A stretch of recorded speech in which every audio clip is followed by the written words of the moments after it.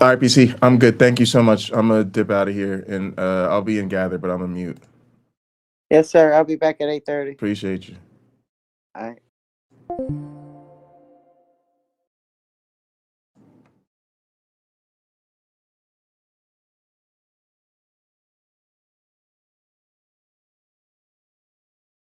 Shit.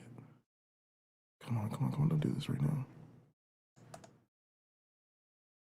It's muted. All right. Oh, stop. All right, there we go. Okay. Then you go out from there. You go over here. Back to the beginning. Slideshow from the start. And then we need to just join the event. Oh, okay. Let me go over here. So I'm not like showing my whole damn Discord. Join.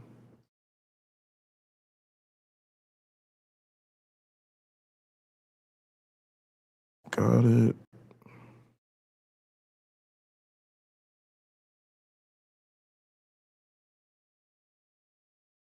I want this over there too, actually. Are you pin on top? That would be nice. No.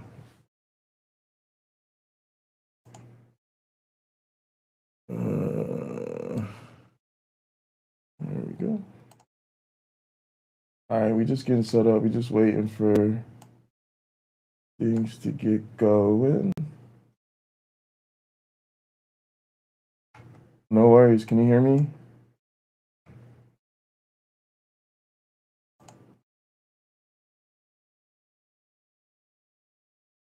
Can you hear me? Except check, check, check. Can you hear me? You're coming in clear. Can you hear me? Yes, I can. Am I coming in clear? You are. You are indeed. Wonderful. Again, I apologize. Don't I guess I apologize. do need a computer a lot quicker than I had anticipated.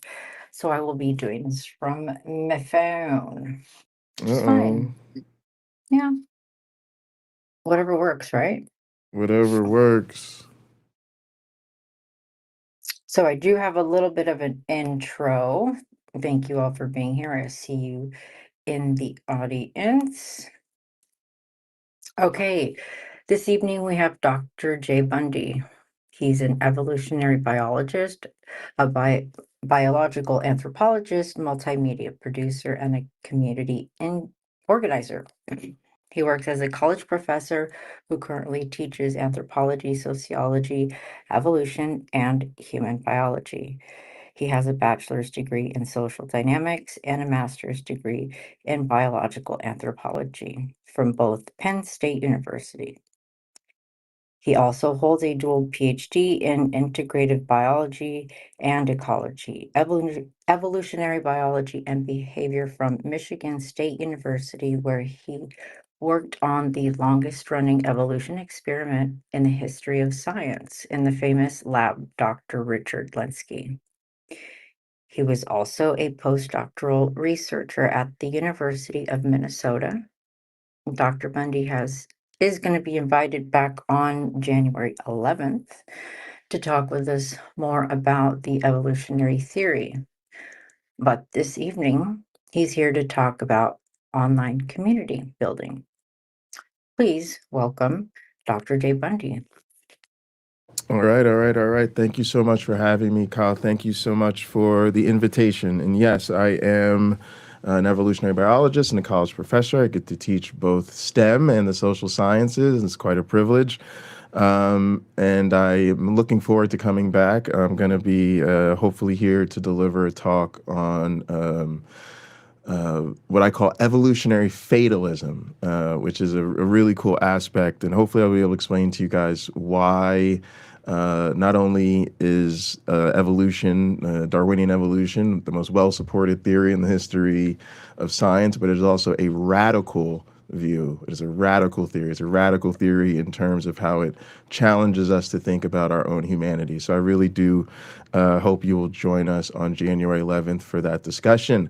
But today I am talking about something, believe it or not, I'm actually even more passionate about probably than evolutionary theory, and that is community building, something I've been really passionate about my whole life, but has really taken on lots of new layers of nuance and understanding since I've been more active in the social media spaces, particularly on YouTube.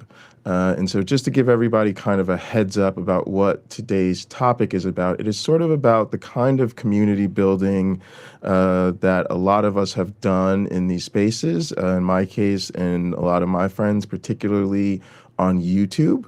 And I thought this was a tremendous opportunity, particularly to be doing this event on Discord, because what I'm really going to be talking about today is what it's like to build community on YouTube, what some of the serious limitations of that community building are, and how we can, take those same connections that we make on YouTube and put them into spaces and on platforms that are actually designed for team building or community building rather than the YouTube platform itself.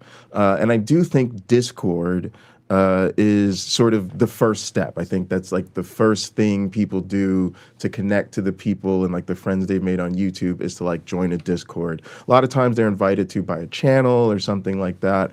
So it's really exciting to sort of be in Discord, which is, again, a space I think is just really essential to building community beyond YouTube and sort of share this with people who are already taking advantage of Discord. With that being said, my talk is generally speaking about community building and virtual offices. I'll be talking about a program that my community used when we first started this, and it's called Gather. Gather.town is the website, but there's also an app. So you can pull it up in your browser, you can pull it up on the official Gather app, and there's also a mobile app, and you can also use it in your browser on your phone. We no longer use Gather. To be totally transparent, Gather is no longer free. They got rid of their free tier, and we changed software. But when I talk about virtual offices, I like to talk about Gather because it is the most popular virtual office software. And so lots of people have used Gather or heard of it or have some familiarity with it. And then as I go through my talk, I will introduce you guys towards the end to the platform that we use now for our virtual office, which is called Work Adventure. And I'll give you guys a quick little tour of our Work Adventure space. But I will, like I said, be talking about Gather and also be showing you some of the spaces we built originally in Gather. And so just kind of keep that in mind. All right, so I'm sort of used to doing this teaching and things like that. I think I can just share my screen with you all, and hopefully you'll be able to see my screen, and we can keep going. So I'm sharing my tab now. I don't think, oh, you know what? There is a bit of audio. So let me stop sharing for a second. I am going to tell it to share. I guess it should share the system audio. I'm not really sure how well that's going to go over, but I will.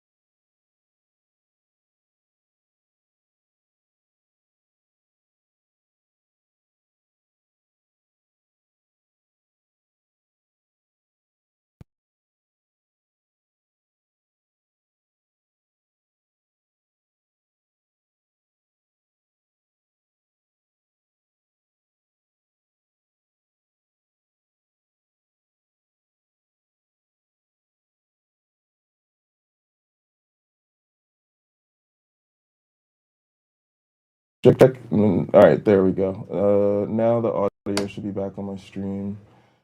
And now I need to share my screen again.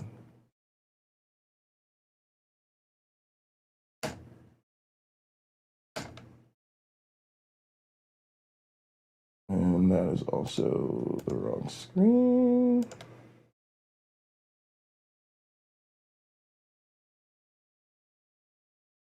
Oh, and that's because I had to stop sharing here. Okay. Go to full screen. Play from the current slide. Give me that window.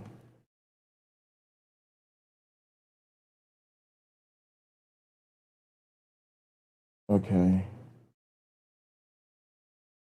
All right, let's do that. All right. So anyway, so I started like a lot of people do, and I like to recap this journey because it kind of discusses how you end up making community on YouTube, which is sort of the play on words when I say you're using YouTube wrong. Actually, I think what we've done. You don't share my screen. Okay, hang on. Yeah, I had to reshare because of the issue with the audio. Okay, here we go. Now you should be able to see my screen. Nothing major, just a picture of Derek. I had more text on the slides and somehow it got all thrown off. All right, so I like to recap this journey, like I said, because it ends up describing how you end up building community on YouTube in the first place, which is probably something your parents would think was strange if you tried to explain it to them. Before, like a lot of people, I was drawn to these debates because as an atheist who had sort of deconverted and been alone in that transition, it was very hard to see atheist representation in public spaces. And so I was attracted to the debates, but eventually I got sick of the debates because half the time was spent, listening to a Christian apologist. And so then I started listening to lectures by some of those same people who I had seen in the debates, and I enjoyed the lectures much more because there wasn't that equal time thing, and I could just listen to the person I wanted to listen to and not have to deal with the other side.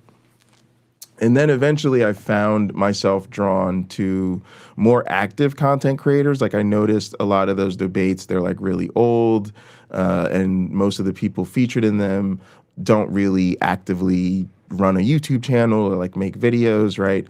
And so eventually I was led to like active content creators. And so I found the current counter-apologetics movement, and I realized that there are people who currently create content to counter the harmful effects that religion continues to have in our world.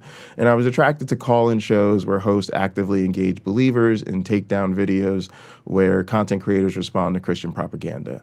But Derek Lambert from MythVision has an altogether different approach. His channel, MythVision Podcast, features discussions with many scholars and offers viewers sort of a front row seat to something much closer to a formal collegiate lecture with an accompanying discussion that even allows viewers to discuss the topics and engage directly with the scholar, provided they're willing to send a super chat. And this type of thing eventually led to this vibe. Sometimes you want to go where everybody knows your name, and of course, the formatting got all screwed up. I guess I was like working on this, and I changed title styles, and I thought I undid it, and apparently it did not fix the text. So I apologize for that. It's kind of embarrassing.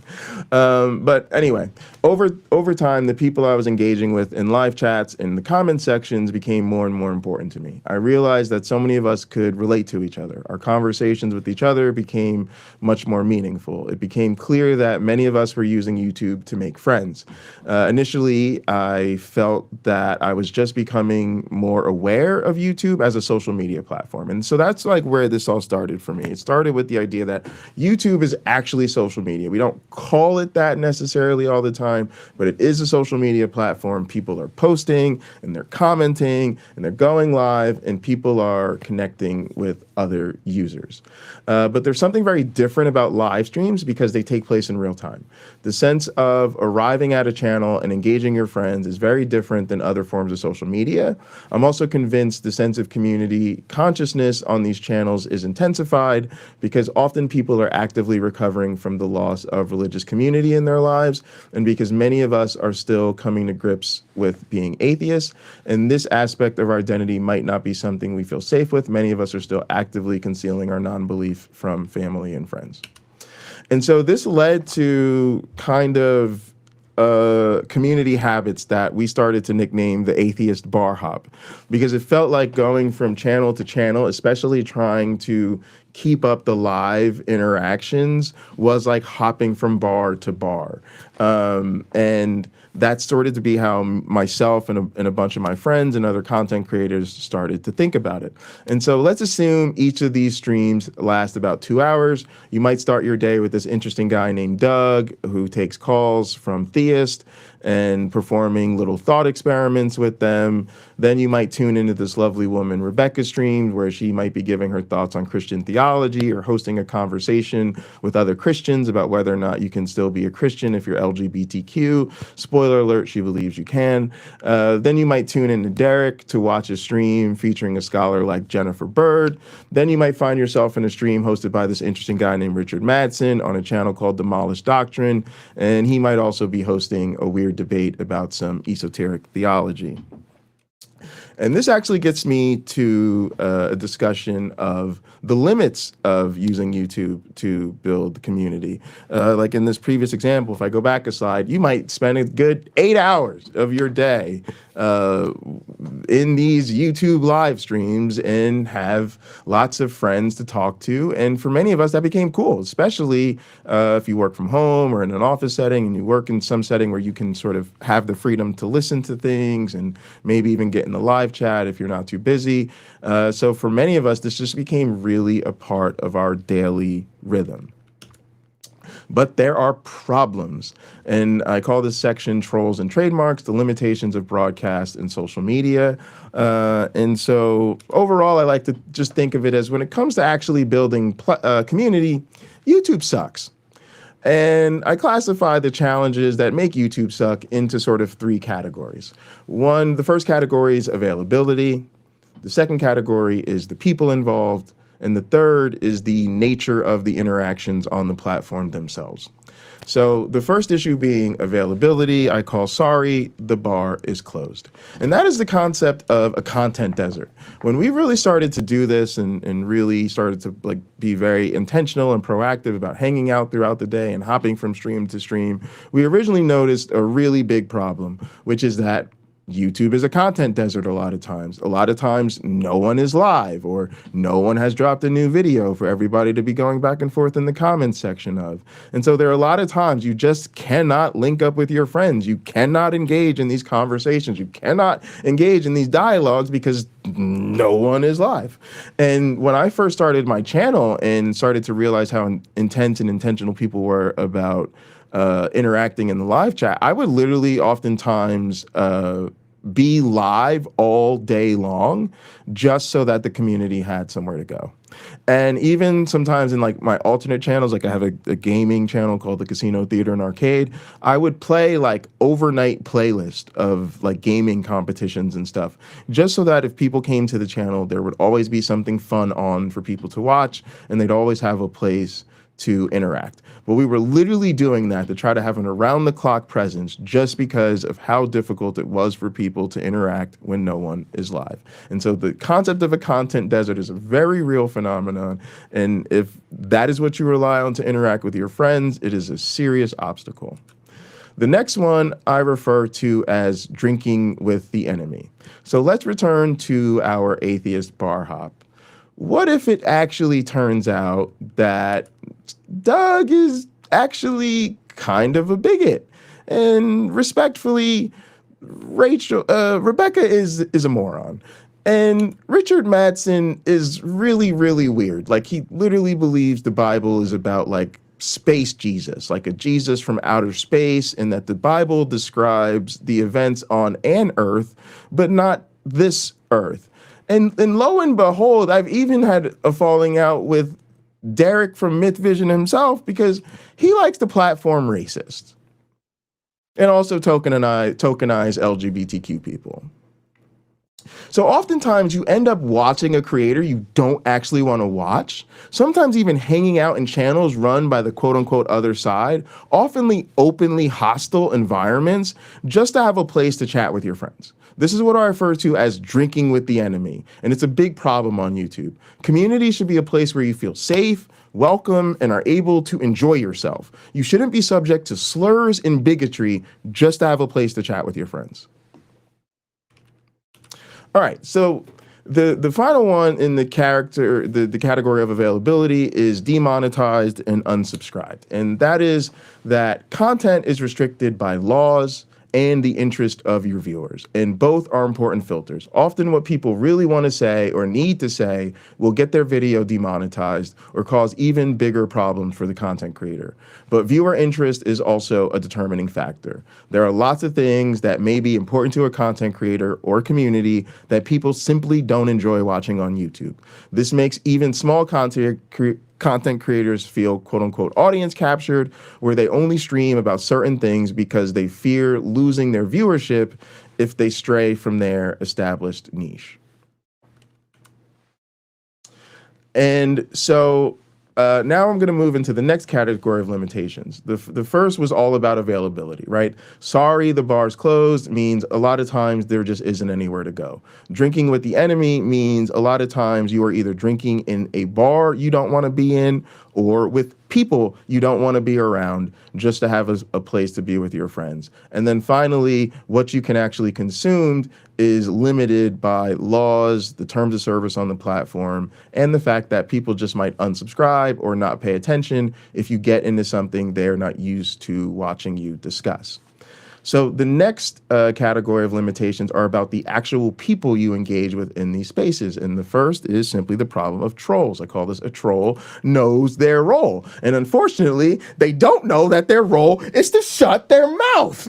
And they don't shut their mouth. The trolls are everywhere. Okay, these disruptive personalities usually intend to completely distract your audience and disrupt the broadcast. Other times, they are outright antagonists or hostile. These personalities are often so explicit, advocating for abusive forms of religion that substantial portions of the audience is attempting to recover from. So like you'll be in a space where people are trying to recover from religious trauma, and here comes Christians like, y'all are all going to hell, or his fire burns within you and you are denying it. Like it's like literally something out of a weird movie. And so I've dealt with so many trolls in the past. I've even had to restart my entire Discord server with much stricter protocols because of trolls. And I cannot count how many times I have been called the N-word, either on air, live, or on Discord, just for daring to create content as a Black person. So this exposure to all of this antagonism and hatred is just really not good when it comes to building community. And then there is what I call the broadcasting problem. The public nature of broadcasting is fundamentally limiting when it comes to building relationships. YouTube is not a safe space. And so everything that happens on YouTube happens publicly and is available indefinitely to that same public. And so it is not a good space for like getting to know someone better, you know, having sensitive conversations about your past or anything really. And so that kind of sums up the issues with people, right? Is there's lots of trolls, and even if you are with people you really want to be around and people you really want to talk to, you're interacting in public, and that's just not a great space, okay? And that kind of then leads naturally into the last category, which is the nature of the interactions on YouTube themselves. The first one I call all eyes on me. And this is the idea that on YouTube, the focus is on the content creator, and a broadcast is a show. And this means that the broadcaster will always be putting on a performance. Again, I apologize for the lack of clarity with the text. That was something that changed when I was working on this and I didn't notice. Apologies. But I refer to this as all eyes on me. Like if I'm doing a broadcast, it is my show, it is my channel, it has my name on it. The mods do what I ask them to do. The content is what I dictate, and everyone is watching me, but I am not watching them. And the other part I call is I only have eyes for you. And that refers directly to not the performative aspect, not the idea that someone is putting on a show and everyone else is watching them, but also the one-way nature of the audio-visual interaction. So broadcasting can feel like living behind a one-way mirror. The audience can usually see and hear the content creator, but the content creator cannot see and hear the viewers. And further, and more significantly with regard to community building, viewers cannot see and hear each other. And so this sort of sums up for me why YouTube sucks for community building. I feel like we're hackers. Like YouTube was intended to sort of democratize content creation and broadcasting. Literally the original model of YouTube was broadcast yourself, okay? And so those of us who have come along and into this broadcast medium and turned it into a social media platform and used it to build community, we have done something really awesome and really cool and something I literally can't imagine my life without, all of my great friends that I've met on YouTube. However, we're literally using YouTube wrong. YouTube was not designed for that type of community building. So that's why I playfully describe that as using YouTube wrong. Okay? And so what we need is we need a better bar. We need an actual place where we can do community building on a platform that was actually designed for the purpose of community building. I know, crazy notion. You should find a tool actually designed for the job you are trying to do with that tool. And so that leads into the discussion of virtual offices and how we learn to conceptualize of a virtual office beyond just sort of what it is technically. And for us, that was the notion of a better bar. It was about growing an atheist community through virtual offices. And so I'm going to start by trying to play this video for Gather. Again, this is like a little promo of them. Again, we don't use Gather anymore, but this is a really good tutorial. It was very inspirational for me. It's something I shared and talked about a lot, and so I'm going to play it. First, I need to do a bit of a quick check to see if you guys can actually hear the video. And right now, my computer is it looks like it's struggling here. So we'll see what happens.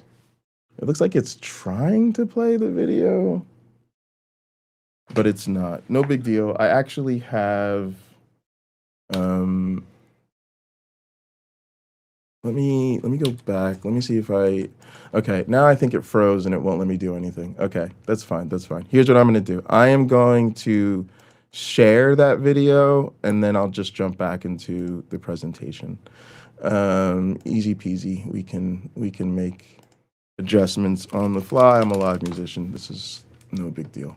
All right, so let's pull this up. I should just be able to type in Gather tutorial and it should pop up. And it does. All right. All right, so now let me go over here. And I'm going to change what I'm sharing now. So I'm going to share this in Discord. So you guys should be able to see that now. And then I'm going to go over here and do the same thing on YouTube so that they can see it. Can you see that okay, Kyle? Please interrupt me if you cannot hear it. And I think I can watch this without crying, but yes, watching this used to make me tear up a lot. Okay, let's go. Hi, I used to be like you. After a year of working with my employees over video calls, I realized that something was missing. We missed having a place to work instead of just working from our places. That's how we ended up in a Gather office. Let me show you around. It's easy to share something with anyone in your space, a website, a calendar, a note, or the soundtrack to this video. Hey, Sam. Are you gonna be at game night later? Oh, I'll be there. Running into people like that is what makes interactions feel so much more natural on Gather. I have a 2 p.m. meeting with Jeff, and I love that I can see him making his way over. Hey, what's this meeting about? Just showing how a Gather office allows us to feel more present during the workday. Sure beats video calls. Hey, while I've got you, can you show us your custom workspace? Definitely. I just hit the follow button, and now Jeff is leading the way. This makes it easier to have a conversation while you're moving around. Whoa, is that a moat? It's a koi pond. Never could have had this at our old office. That's the beauty of a Gather office. It can look like this, or even this. Choosing your style is as easy as that. Do you want to join an actual meeting? Sure. These private spaces are great for meetings. We can have a larger conversation without disturbing anyone else in the office. Looks like Mary is working in another window, so Gather automatically mutes her mic and camera. Let's give her a ring. Hey Sam, I was just wrapping up this presentation. Check it out. Wow, it's a great idea. I love it. You know what else I love? Not sitting in traffic, not paying rent, not being limited to hiring people based on location. Bill, where are you working from again? I'm on a boat. I love that I can host a company game night on the rooftop. Let me step onto the spotlight tile so everyone can hear this last part.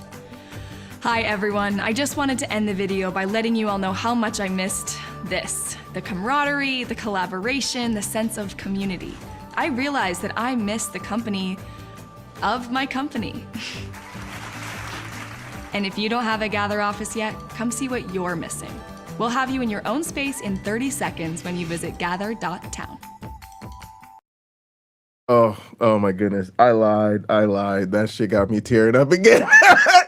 I tried. I could not. It's so corny. It's like the most corporate, cheesy thing, but I love my virtual office. I love my friends, and it just brought back so many memories. All right, let me try to get back. Let me try to gather myself, no pun intended, and get back into this presentation. All right, let's see. So I need to resume my slideshow. We'll skip past the video. That way we don't have that issue pop up again, and we'll go from this slide. All right, we'll go over here and replace the screen share for these good folks over here. We'll do that. Let's do window, that one. And then we'll reshare the presentation in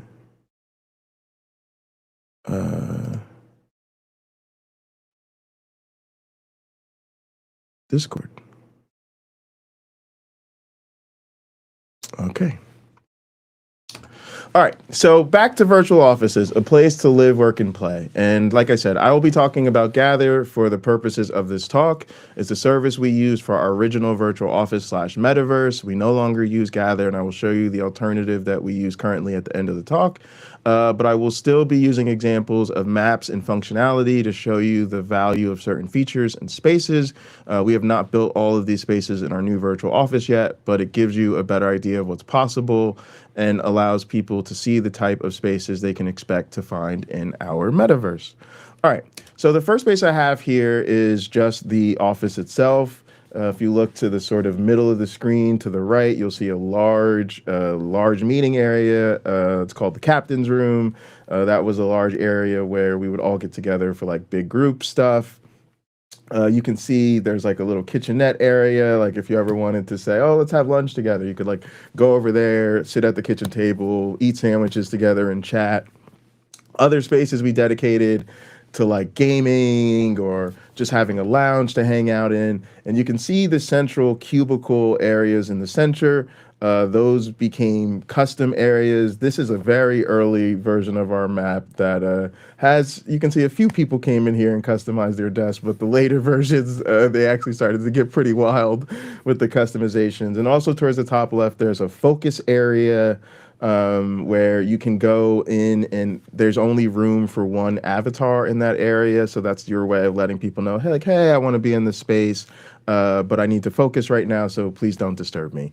Otherwise, your cubicle area fits a few people, so people can come and like spontaneously visit with you and have conversations. And if you want to just sort of link up with everybody, whether you're working or not, you would go to a big common area like a conference room or the captain's area. We also, of course, and all these spaces get connected. We also had a gaming area. We had a big game room. Well, we still have lots of games in our virtual office. You can see there's two big poker tables here. But Gather came with a lot of great games, and they're very particular type of games, like guessing games or code names or Settlers of Catan or Tetris. They were all games that could be provided for free with no commercials or ads or anything like that. And they're also usually games that you would call like team building games, right? It's not like a video game. You're not going to go in there and play Call of Duty, right?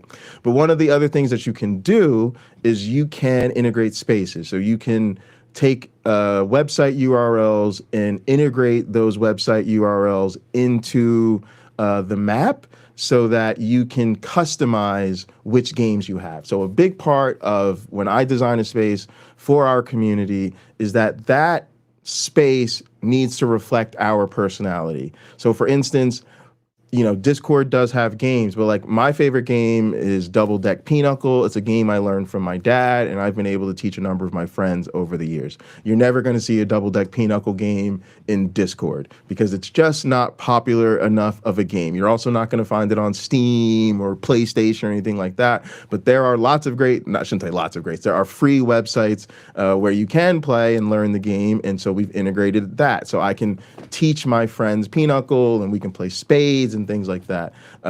Kyle taught us a game called, she refers to it as 10,000. Some people refer to it as 5,000. It's also called Farkle.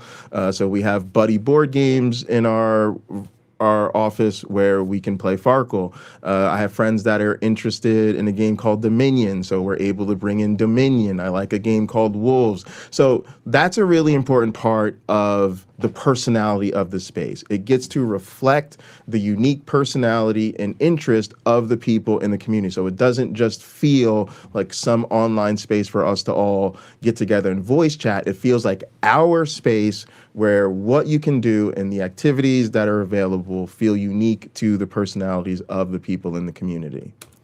There's a church. We created a church and a sanctuary. We do counter apologetics. So we would have a lot of fun just coming in and sort of doing counter apologetics from within a church. You can see over to the top left, there's also instrument areas. Those instruments actually work. You can like play a little piano or make little drum sounds and all of that stuff we integrated. And then AR, we do like streams from the church, and like AR would go over there and like make drum noises and stuff. And the spotlight tiles allowed us to make those like extensions of the stage. And so we've had a lot of fun with things like that. Here's a cemetery. This is something that people don't often think of right away when you think of a virtual office, but this space became very important to us.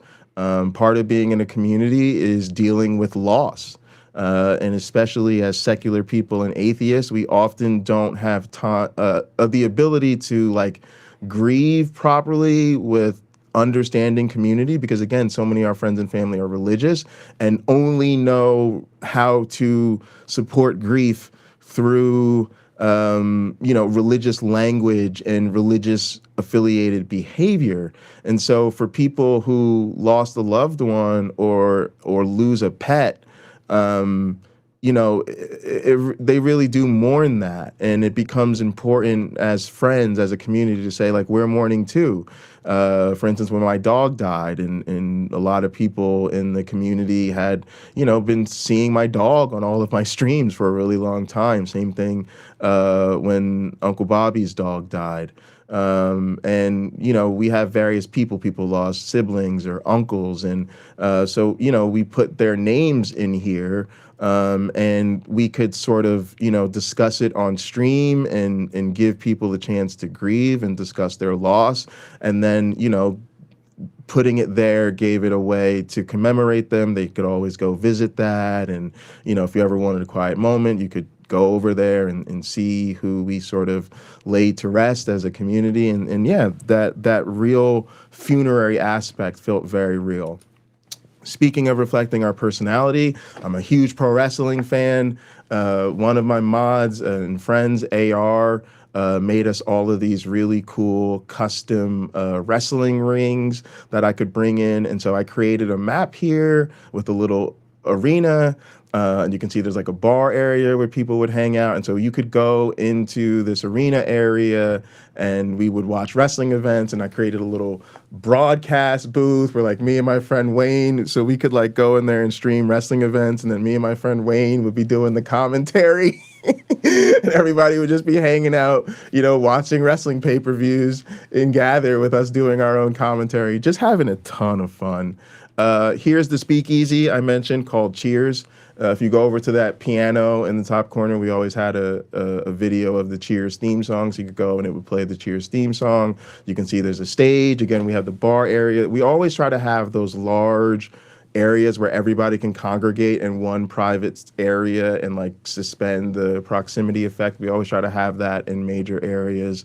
And then what's also cool about those little tables is that they're little private areas. So let's imagine that I'm doing a stream and I'm on stage. I'm broadcasting to everybody in the room, and everyone in the room can see and hear me. But if you're at a table with a bunch of people, only people at your table can see and hear you. So just like being in a real restaurant where, there might be a performer or a speech or a presentation going on, and you want to have a side conversation, but you may not want the person broadcasting, you don't want to disrupt them with your side conversation, and you may not even want everybody in the room to hear, right? You have that ability to be at a private table of people who can all see and hear each other while you're all listening to the presentation together, very much like you would in a real venue. We created an underground nightclub. And so again, we have some more games at the bar area, but you can also see we have a stage and a dance floor area. And so we would actually have DJs come in here, they'd go on the stage, they would, share their audio devices and stuff, and they would literally we'd have a live DJ DJing dance parties, and then we'd all go onto the dance floor. We'd all be sharing our cameras. Some people were dancing in their seats. Some people want to get up and dance. Other times we would do stuff like we would find videos of people dancing and kind of play the videos of people dancing like they're dancing to the music, like just fun, whatever you wanted to do to have fun. It was just a way to get together, have a real dance party, and we absolutely loved them. And then you see here, like you have the ability to share screens, to share cameras. A lot of people have never seen this man before. This is our friend. Look at the trees. But one of the regular gatherers, and he would come in, and you can sort of see, just like a Zoom meeting, you have a side chat. You have sort of the mini windows of everybody's camera, and you can put either presentations or people's camera on full screen. Then you have like your regular sort of grid-based view, which we're showing here. Again, we're in that same underground area. And then you have typically a map view. This is where you can, move your avatar around the map, and you can make the avatars dance or throw confetti and all sorts of stuff, and you can move around, but you can still see and hear people. So that's kind of what the interface generally looks like. And then I like to remind people that I use these virtual classrooms in all of my teaching. And you can see typically this is the setup of a classroom. You can see over to the right, there's a lecture area. You can see towards the bottom in the middle of the screen, there's a teacher's desk area. And then over to the left-hand side, there are group work areas. And you can see that there's a little computer on all of my students' desks. That is for a reason. Kyle said in our introduction, I'm an evolutionary biologist. I often teach evolution, and we have a free software called Avita Ed that students are able to use. And they use it to learn about evolution through hands-on experiments, and that is integrated right into their desk so that they can pull up that software and go along with their exercises and do their work while they can still see and hear their classmates, or I can be giving them instructions. Over in the group work area, they can go over and, work on their group projects or work as a group. And again, they have access to Avita Ed right there. They can pull it up from their group work areas. And those whiteboards are real whiteboards. They can pull them up and draw on them and put in notes and stickies and images and videos and all sorts of stuff. Or sometimes they just sign them and write silly stuff on them. That's what a lot of people would do in our whiteboards in the office. They would just sign the whiteboards and you could just pull it up and kind of see fun messages that people left behind. But then that teacher's desk area, that was also a private area. And so just like in a real class where you might be working with a group and your group might have a question, or you might be trying to do some individual work and you need some more support from the teacher, but you don't want the whole class to hear you, you can walk over to the teacher's desk and then have a private conversation with the instructor, just like you would in a normal classroom. And then I could use those little tabbed areas behind the teacher's desk to check in with various groups. So I would just let my students work for a while, and then just like in a real classroom, I would float from group to group, seeing who had questions or needed help.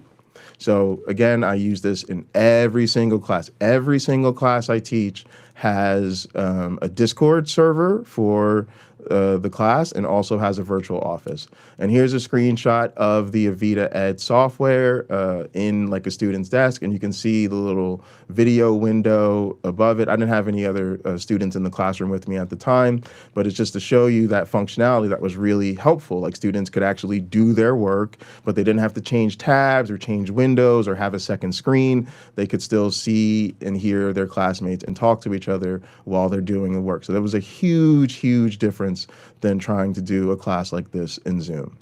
So that leads me to sort of sum this up by showing that virtual offices are better when it comes to community building than something like YouTube. And I like to go through each of those challenges and speak to the difference it makes. So with regard to availability, sorry the bar's closed becomes the bar is always open. Typically when I wake up during the day, I'm not a morning guy, so I probably sleeping a little later than most people.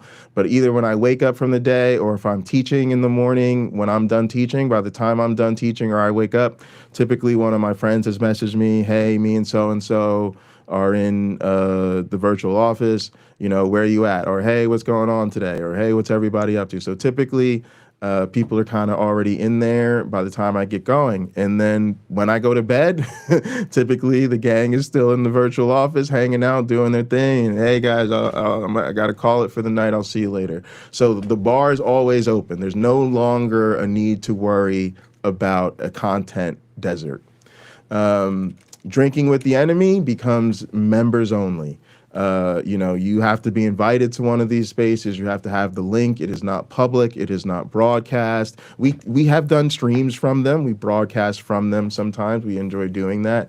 But generally speaking, it's members only. And then, of course, just like you have with different Discord servers, we have various rooms. I have, more private spaces where, say, only my mods have access to. I have certain spaces where only, a certain list of friends have access to, so that if I don't even want to be dealing with the broader community or feel, exposed to a space that anybody with the link can join, we have private spaces that, not anybody can join. And I even have personal spaces where if I'm, maybe crushing on a little person or want to spend some little one-on-one time with somebody, right, I can send them links to places that only them and I have access to if we want to kick it, play some games privately, watch a movie, whatever we want to do. So that members only aspect is really important.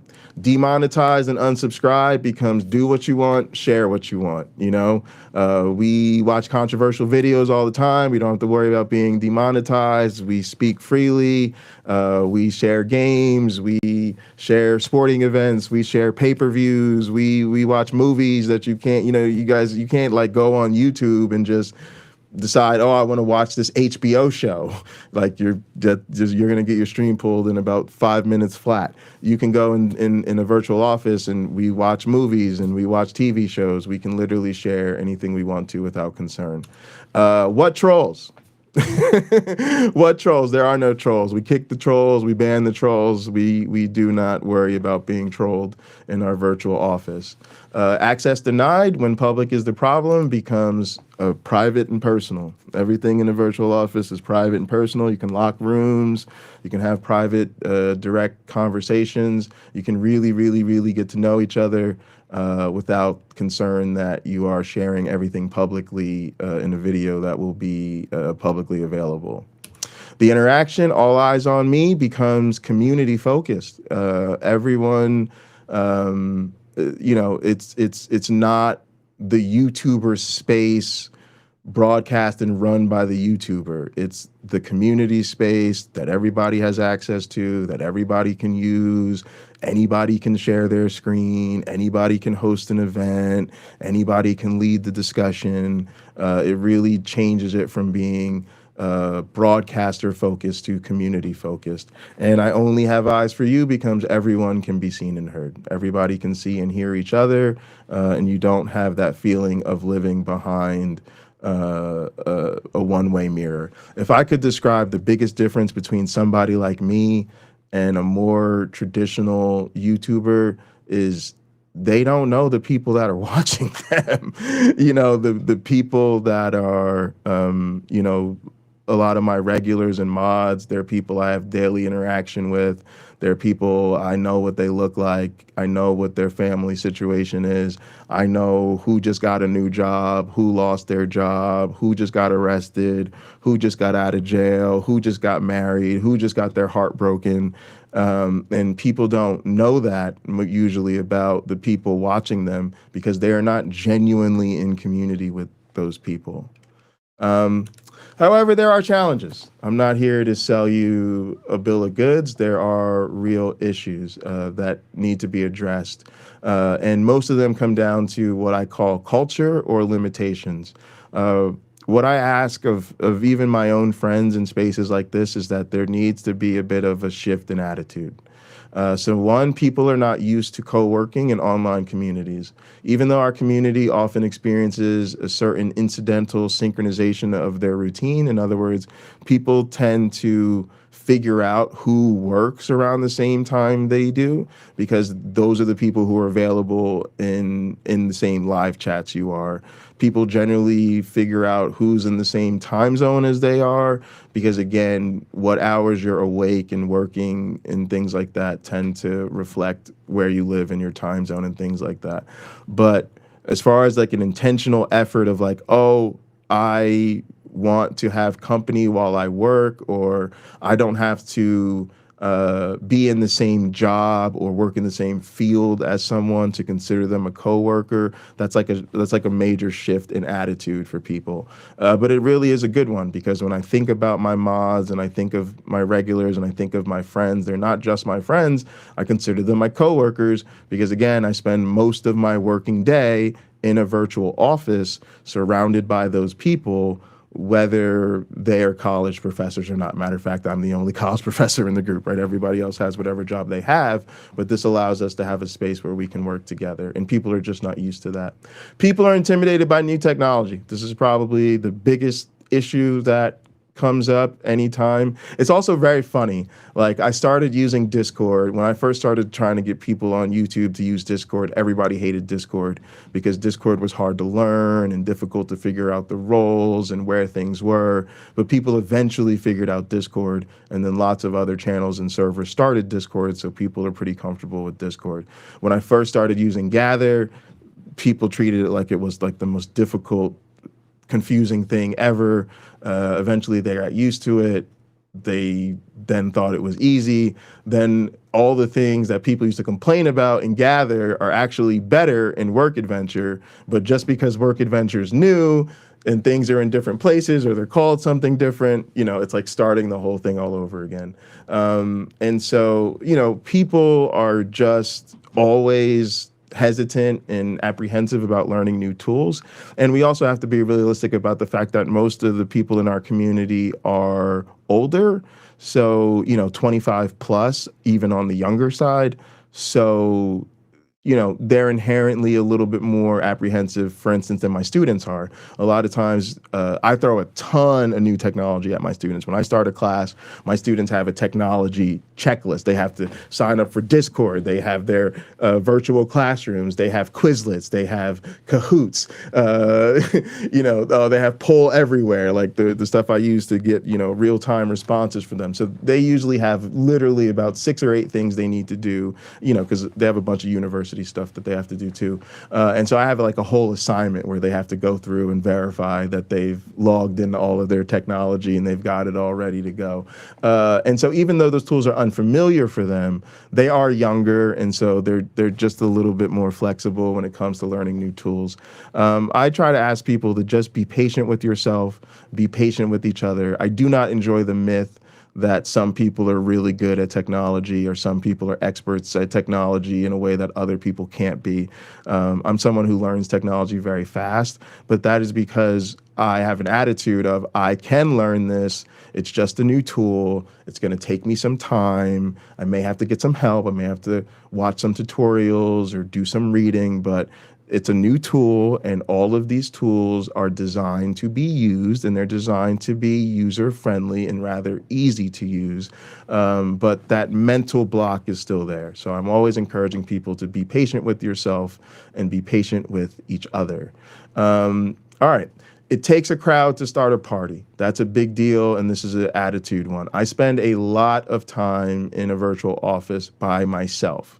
I enjoy that time. That is time for me to be productive or to watch whatever I want and not be concerned about who I'm sharing it with, or to just do my own thing, and sometimes just to like gather my thoughts.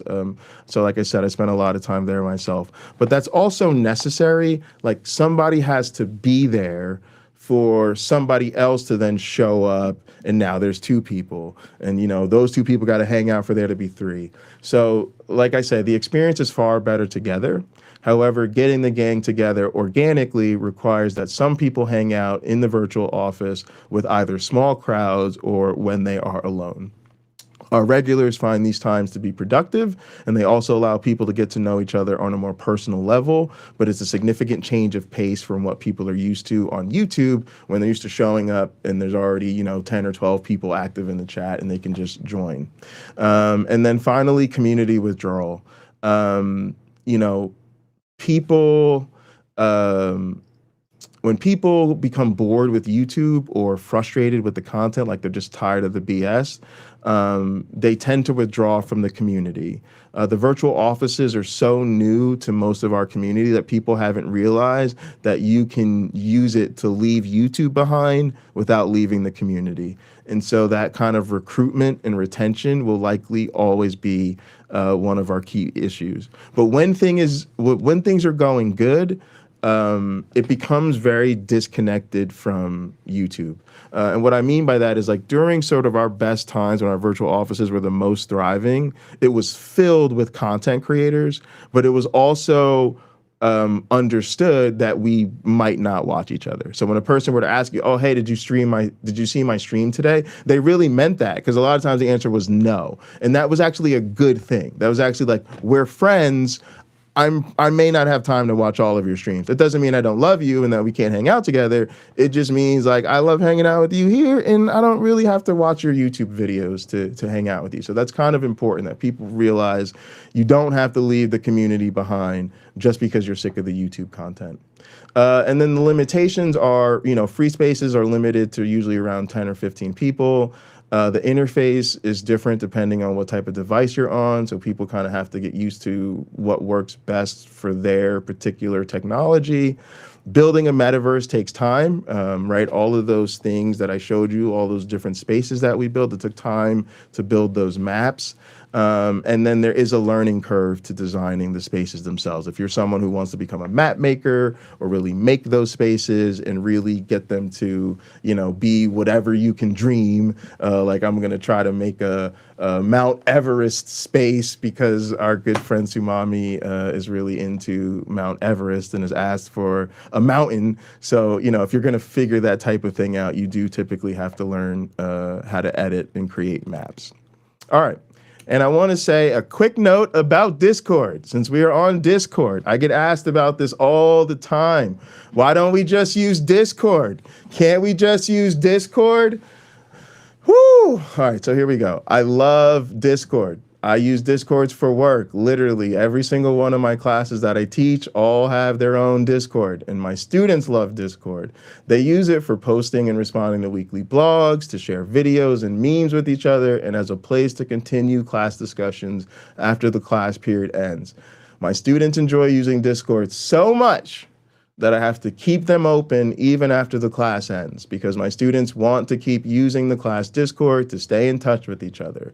And more to the point, everything I'm describing about doing with the virtual office, we tried to do with Discord first. Discord was our first attempt at doing all of this. And I will tell you, it just doesn't work. That's why each of my classes also has a virtual classroom. I typically refer to them as the live classrooms, and my students use them to complete classwork, to work on group projects, to play games, and I also host a movie night a couple of nights throughout the semester, and all of that takes place in our virtual classroom. Now, I want to talk to you briefly about what I call the dimensionality problem. If you notice, I have a bunch of grids on the screen that show you what it is like to be in one of these virtual meetings on a typical platform. And I refer to this as the flat problem. These platforms are typically one-dimensional. You are literally looking at a flat screen with a grid of flat faces on it. There's no sense of space and place. And if you did not look very closely, you would probably have a hard time distinguishing these platforms. But I can tell you that the one to the top right is Slack. You can host huddles and virtual meetings in Slack channels. I've done so for a number of work projects. The one below that is actually Zoom, I believe, is the second one down. And then the third one down is Google Meets, okay? And if you look to the large picture on the left-hand side, that is Discord, okay? And so Discord is great. Like, we're having this event in Discord. But when we started to just try to have everybody gather and hang out in Discords, it did not work. Why? Because Zoom fatigue. You know, Zoom fatigue is a thing people talked about a lot during the pandemic. It's a lot of why people got frustrated with working online. It's a lot of why people got frustrated with online education. And so even though Discord is great because it does go beyond YouTube, it does solve a lot of the limitations and challenges I spoke to with YouTube, it still creates the same sort of one-dimensional, flat, staring at a screen effect as you would get in a Zoom meeting or in a Google Meets. So again, the one to the left, the large one, is in fact what it would look like to have a big meeting in Discord. But you can notice for most people, it does not look or feel any different than being in a Slack meeting, a Zoom meeting, or on Google Meets. So by that, I mean to say it's very tempting. It's very tempting to think of a virtual office as just quote unquote Discord with maps and avatars. I consider this to be overthinking it. You are overthinking it, and therefore you are reducing the dimensionality. The dimensionality is huge. The reality is the maps and the avatars matter. The maps and the avatars matter. They provide a sense of space and place, and they offer a different level of autonomy. Examples include my students being able to walk over when they want to have a private conversation with me, or people talking in private bubbles, or going into our dance party and being able to make your avatar dance and throw confetti on the dance floor. Those things are very, very different. Also, I always challenge my students to think about video games. If you think about like Mario, you know the difference between the very fun, pleasant levels where everything is shining and you're bouncing around on mushrooms and hopping from cloud to cloud or wherever, it's all good. You go down a pipe and then dun-dun-dun-dun-dun-dun, dun-dun-dun-dun-dun-dun, right? Things get very dark and ominous, and now you know you're in a dungeon. Does anybody ever go, well, Mario's just flying around, jumping and running on a two-dimensional space? No, like we all know there's a huge difference between the real fun, pleasant level and the dungeon level where we're scared they're about to throw fireballs at us and Bowser's about to pop up out of nowhere, right? So that matters. And when you really look at what a virtual office is, it is a two-dimensional video game with video conferencing features built on top of it. But that matters for the same reason that video game designers design levels and maps to be very different, because the vibe matters, the space matters. It's different to be in an office versus a nightclub versus a game room or versus a cemetery, right? And so I actually plugged this in to an AI just to help kind of summarize this up. I said, summarize the difference between Discord and a virtual office.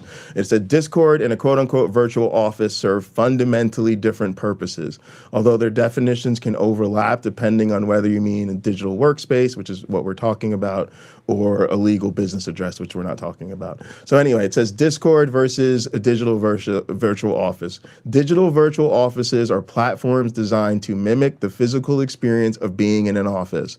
The difference is social presence. Virtual offices like Gather or Kumo Space use spatial audio and avatars. You quote unquote walk up to a colleague's desk to talk. Discord uses a list-based UI interface where you join quote unquote voice channels to talk, which feels more like a chat room than a physical room. Persistent versus event-based. Discord is quote unquote always on, allowing spontaneous drop-ins throughout the day. While Zoom virtual office are also persistent, they often focus on structured quote unquote zones like quiet zones or meeting rooms to manage workflow. And the feature focus, Discord excels at text-based history, community building, and custom bots.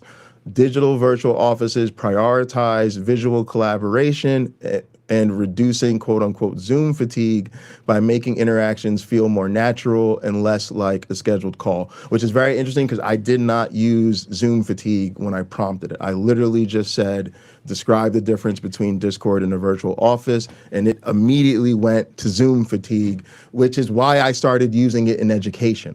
I found out about virtual offices because where I worked when I was in grad school had a conference every year. And when the pandemic happened, we could not have that conference. So they decided to use Gather instead, and everybody loved it. It was great. And when I started to get frustrated with the fact that the Discord thing just wasn't taking off the way I really wanted it to, somewhere in my brain just said, we should check out that Gather thing we used for the conference. And I did, and sort of the rest is history. But I do get asked this a lot, like, why don't we just use Discord? And I try to tell people I am not a Discord hater. I love Discord, and I've been using it far longer than most people out here. But they are fundamentally different tools. The way I summarize it for my students is Discord is what we use for asynchronous interactions, right? That's what we use to have text chats and go back and forth and send each other links and memes and to have topical chats organized, all of that, very good. The live space, the virtual classroom, is what we use for real-time synchronous interactions. And that's why I focus on the acronym LIVE. I think that helps people think of the difference. Discord is what you do to have a common message board where you can go back and forth whenever you want to, but the virtual office is what you use to get together live in real time. All right. And so that sort of summarizes the challenges for me. And before I get out of here, I want to send a quick thank you to the people that hold me down the most in my virtual office every day. Not, I shouldn't say mine, but our virtual office every day, the one I use. And that would be Sumami, Patty from the Apostate Sisters, my main girl, Pragmatic Crystal, and the lovely, lovely Kyle. And before I end by showing you our space, I'll speak to something else that, I didn't talk about as much in the presentation, and that is resilience.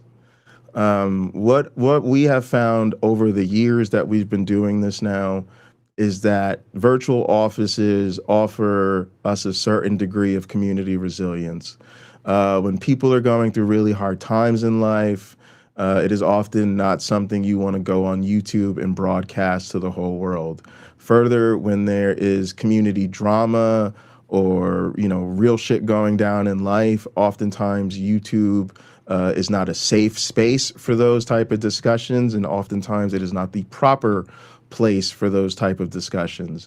So as we've gone through the trials and tribulations of life, literally, whether that's heartbreak, job loss, housing insecurity, food insecurity, job insecurity, community betrayal, assault, victimization, harassment, whatever it might be, having a safe space and place where we can get together, including cutting off anybody else that we are not feeling safe around right now, has been a tremendous space for building resilience. And that is why I titled this Evolving a Better Community. I know it seems a bit weird, but I am an evolutionary biologist, and a lot of what I do is experimental evolution, meaning I create certain conditions in my experiments, and then we see how the populations respond to the conditions we've created. And that means that you can play an active role in evolution. People don't often think of that. They think of evolution as something that nature does, and that we don't really have a role to play in it. And so to give you just a brief bit of evolutionary theory nerdery, if you read The Origin of Species or learn about natural selection, you'll realize that nature and biological evolution as we know it was not the original source of the theory. The original source of the theory that really helped Darwin make his ideas concrete was artificial selection. When you really look at evolutionary theory, what Darwin is doing is he's connecting variation within a population to variation between populations. And the reason he's able to make his case so sound is because people already knew how those things worked. And they knew how those things worked because of agriculture and animal husbandry. People knew about selecting the most favorable traits in a population and either breeding or crossing the organisms that had the most favorable traits, and that over time, that would then create favorable varieties or new populations, new species, right? So that's the connection he made. So he wasn't trying to say, hey, I have this new idea called natural selection, and it's going to be a totally foreign concept because you don't know anything about it. He said, no. I have this idea called natural selection, and you already know how it works because we're all familiar with growing plants and we're all familiar with breeding animals to bring about selective traits. He then just comes and says, over great lengths of time, the environment does the selecting. In other words, the environment determines who survives and who reproduces instead of the horticulturalist or the farmer. And so that is why then people were like, oh my God, this is brilliant. And it already makes so much sense. So believe it or not, artificial selection is the origins of evolutionary theory. And so we should return to that by realizing that if we want to have communities that are functional and stable in certain ways, we need to think very strategically about the environments that we are building community in. And so even though I think it is a great life hack that people have been able to use that people have been able to use YouTube and other social media platforms to build community, there are oftentimes severe limitations. And so I think we need to evolve better communities by realizing the environment that we build community in matters. And so let's use environments that are conducive to the type of community building that we want. All right. And finally, I'm going to give you guys a quick little tour of our actual virtual office. So just give me 1 sec to pull that up here. I just need an open tab. I closed it just so that I wasn't distracting anybody in there while giving this talk. All right, here we go. Let's just go here. We'll go into our work adventure. And then I will share this tab with y'all. And I will do the same thing on YouTube real quick. All right, so apparently there's two of me in here. That's fine. You can see the chat up here. You can see this is where I turn my camera on and on and off. My microphone. This is where I share my screen. This is where I do picture-in-picture mode, which is actually really useful. Like if I want to work on work stuff, but also be able to see. You have that picture. It doesn't show up on the screen, but it's actually quite useful. All right, so what you'll notice is we've made everything functional. So here, this is a real ping pong game. You actually play this on your phone. You grab your phone, you use your phone as a controller, and you actually like swing back and forth. And so you can get in here and really, for real, play virtual ping pong.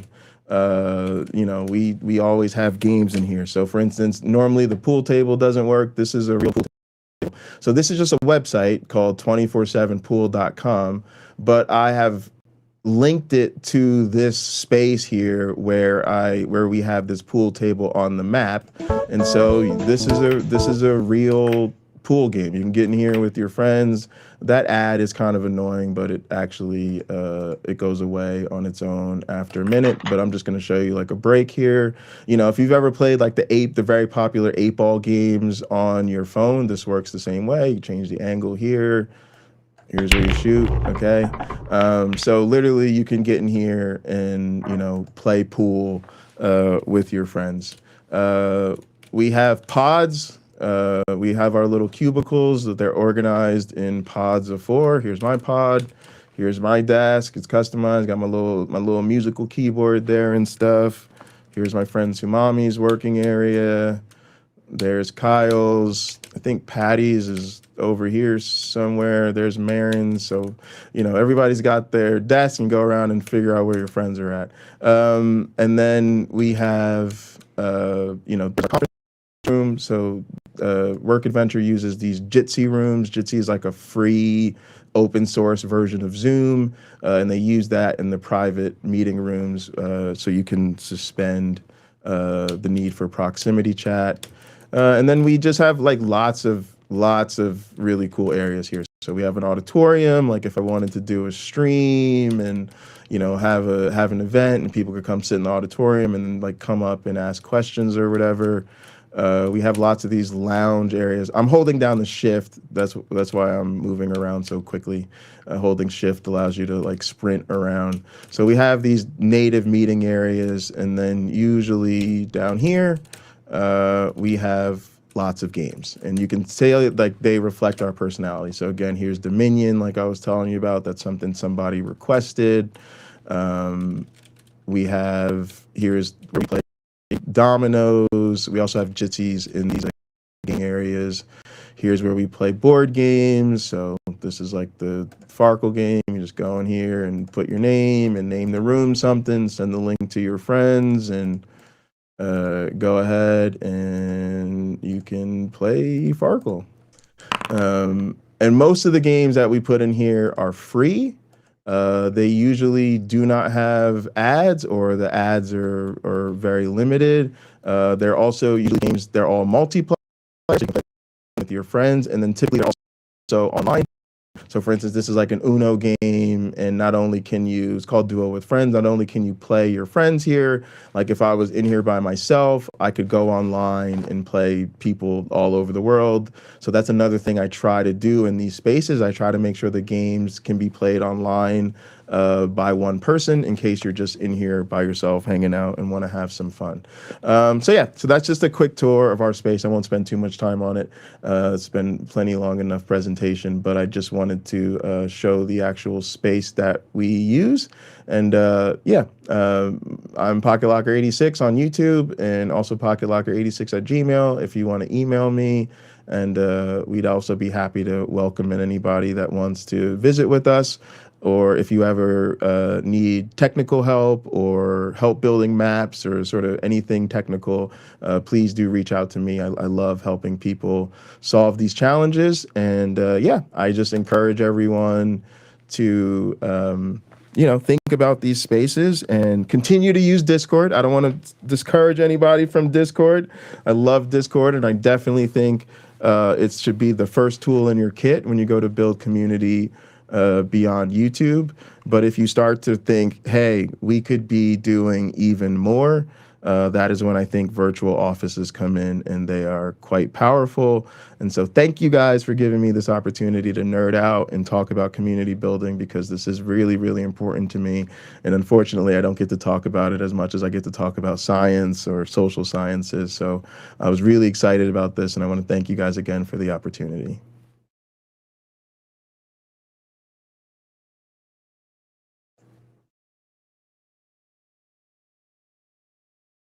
All right, I stopped sharing my screen. I don't know if there's anything else, Kyle.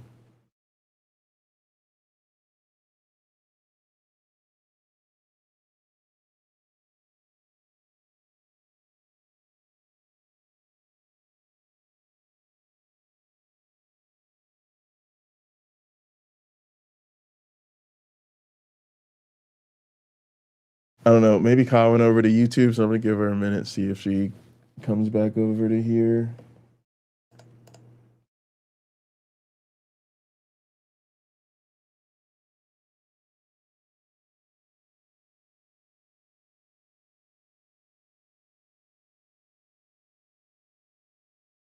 All right, Kyle, I can't hear you if you're talking. So I guess we're good to go. I don't really know. I feel bad. I want to just leave, but I don't think there's anybody else in here. So, let me. I just want to thank everybody for tuning in on YouTube. We got a lot more people on YouTube showed up than I thought. So I guess I'll just stay in here for a minute in case Kyle wants anything. And then what I'm going to do is, I'll just answer questions and look at the YouTube chat. Okay, I think Kyle ended this, so it looks like we're good there. But I was not watching the chat closely. So are there any questions or comments? Oh, I had an echo going. Whoops. Is there still an echo going? Probably.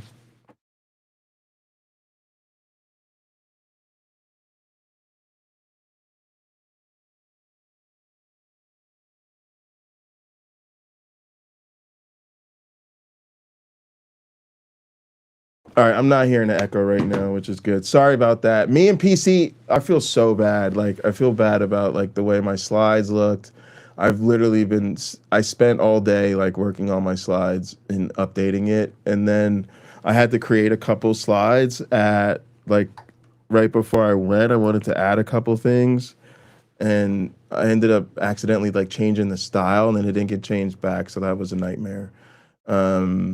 And then I had PC jump into Discord with me just to make sure all the audio shit got worked out. So that's always how things go for me. When I don't when I don't look at things carefully and I don't do sound checks and I don't do tech checks, everything is fine. But anytime I do tech checks and I check everything, then something's gonna go wrong so that I look ridiculous regardless. But so many games, so many games. But yeah, does anybody have any questions about Gather or Work Adventure or features or anything else I talked about? I might just decide to like do that talk over and like release it as a video or something without all the issues. But yeah, thanks y'all so much for tuning in. Hope everybody enjoyed that. I decided it would be a good thing to stream because, to be honest, I feel like I got to do something like this every so often, like maybe even like every couple of months or something, because there's always turnover in the community. And so when new people show up, they're always trying to figure out who's what and how to connect to people and who's got what going where. And I haven't given this talk. I looked at it. I originally gave this talk at like a Global Center for Religious Research conference or something like that. And that was back in 2023. So I haven't given this talk since 2023, but it's actually, I think, a good talk because it gets into why we use a virtual office and what the issues with YouTube are. All right. Thank y'all so much. Kyle, thank you so much for setting that up. Sorry about the issues I had, but we just rolled with it and got it done. So, all right. Thank y'all so much for tuning in. I'm actually surprised this many watched, but yeah, check out Jitsi and yeah, appreciate everybody. And we'll see you next time. Set 'em.